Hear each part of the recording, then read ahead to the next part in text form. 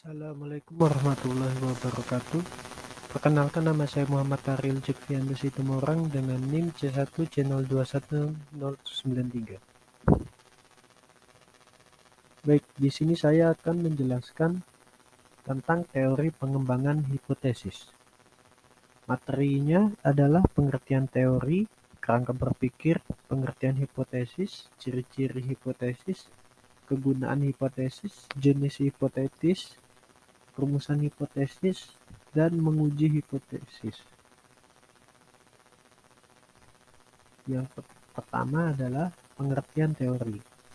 Setelah masalah penelitian dirumuskan, maka langkah kedua adalah dalam proses penelitian adalah mencari teori-teori, konsep-konsep, generalisasi-generalisasi, hasil penelitian yang dapat dijadikan sebagai landasan teoritis untuk pelaksanaan penelitian.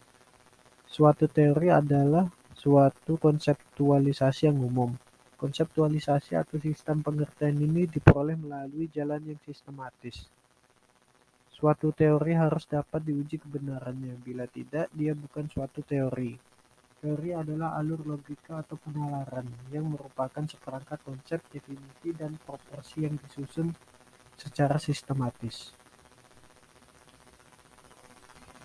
Yang kedua adalah kerangka berpikir. Peneliti di samping mengemukakan deskripsi teoritis buat tiap-tiap variabel, pula argumentasi terhadap alterasi besaran variabel yang diteliti. Kriteria utama supaya suatu kerangka pemikiran dapat meyakinkan seorang ilmuwan merupakan alur-alur benak yang logis dalam membangun suatu kerangka berpikir yang membuahkan kesimpulan yang berbentuk hipotesis. Jadi, kerangka berpikir ialah sintesa tentang ikatan antar variabel yang disusun dari bermacam teori yang sudah dideskripsikan. Bersumber pada teori yang sudah dideskripsikan tersebut, berikutnya dianalisis secara kritis serta sistematis, sehingga menciptakan sintesa tentang ikatan antar variabel yang diteliti. Sintesa tentang ikatan variabel tersebut berikutnya digunakan buat merumuskan hipotesis. Pengertian hipotesis. Hipotesis adalah suatu pendapat atau kesimpulan yang sifatnya masih sementara, belum benar-benar berstatus sebagai suatu tesis. Hipotesis memang baru merupakan suatu kemungkinan jawaban dari masalah yang diajukan. Ia mungkin timbul sebagai dugaan yang bijaksana dari si peneliti atau diturunkan atau deduced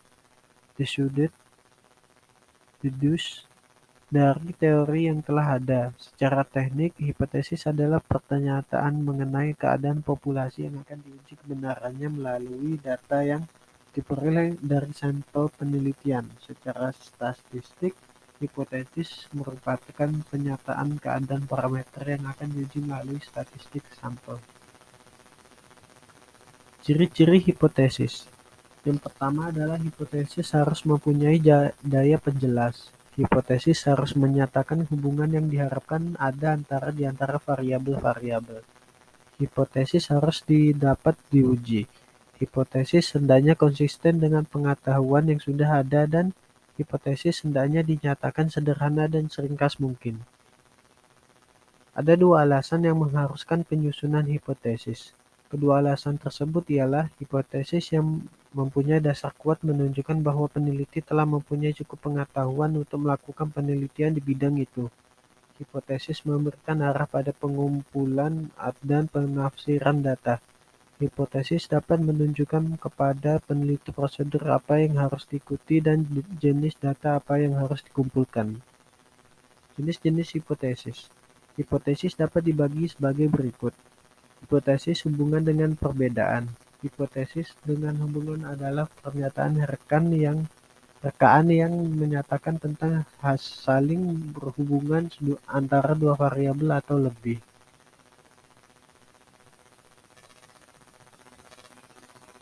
Hipotesis kerja dan hipotesis nol. Hipotesis biasanya diuji dengan menggunakan statistika. Seperti yang telah dinyatakan di atas, hipotesis nol biasanya ditolak. Hipotesis tentang ideal versus common sense. Hipotesis seringkali menyatakan terkaan tentang dalil dan pemikiran bersahaja dan common sense atau akal sehat. Bentuk rumusan hipotesis. Rumusan hipotesis dapat dikelompokkan menjadi 3 macam, yaitu hipotesis deskriptif,